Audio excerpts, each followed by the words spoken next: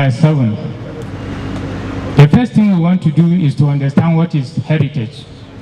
Heritage is the legacy inherited from the past, maintained in the present, and transmitted to future generations.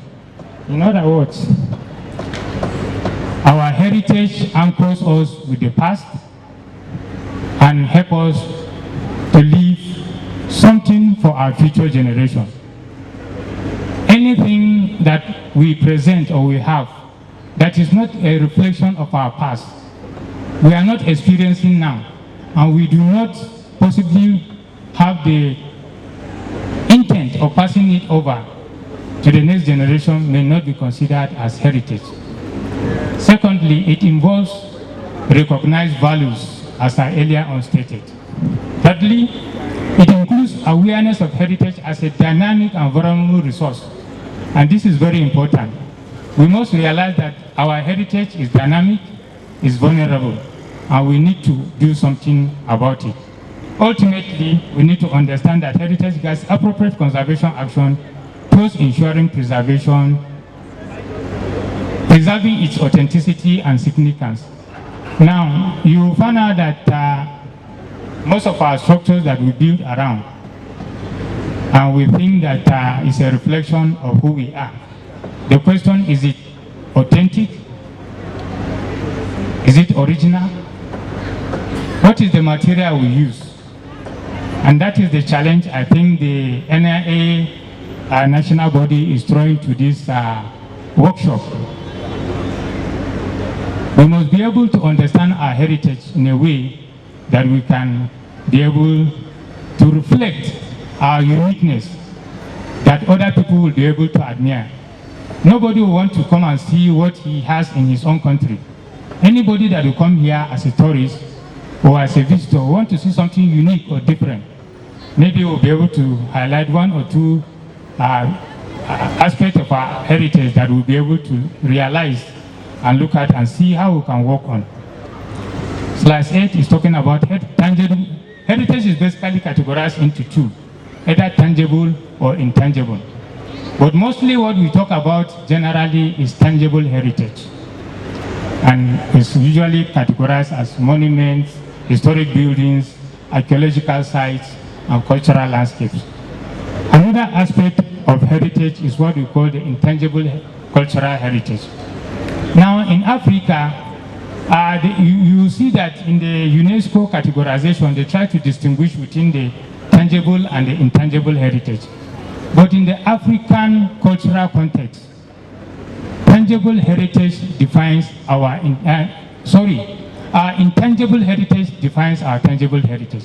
In other words, our value system, our culture, our religion defines our architecture. And this is the various domains that we have in what we call the intangible heritage. They are the oral tradition, performance arts like the Doba in slides 8 and 9, social practices, knowledge and practices concerning nature and the universe. The representative of the national speaker was calling some unique aspect or component of our building that some of them I also don't even know or have not heard before. So if we are able to reflect back and be able to identify some of these components of our buildings and adapt them in our own design, that will help us to come up with something that is unique. Now, what is conservation? Conservation in slide 10 down is basically concerned about what is the process of keeping or protecting our heritage. This process transcends so many various activities. Conventionally, we consider conservation to include things like preservation, maintenance, repairs, treatment, restoration, adaptive reuse or renewal, and reconstruction. But in African context, traditional heritage management was categorized into four. There's what we call sanctuarization.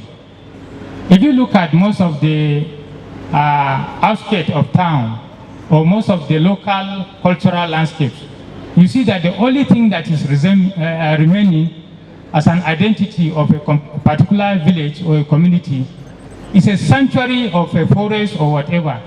In African tradition, there are sanctuaries and they are important part of our heritage. There's what we call sacralization. There are some places that we consider as sacred and we have to preserve them or conserve them.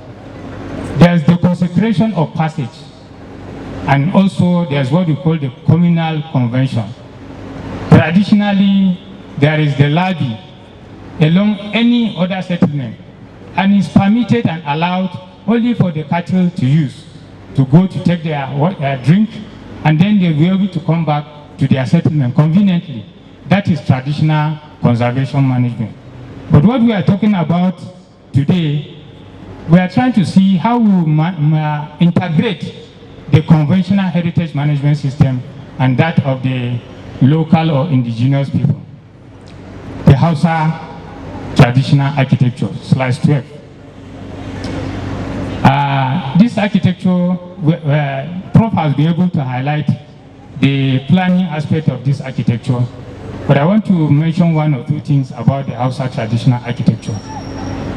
The Hausa traditional architecture is one of the forms of cultural heritage that is recognized by the framework in Nigeria. Ancient Zazzau cityscape is represented with historic built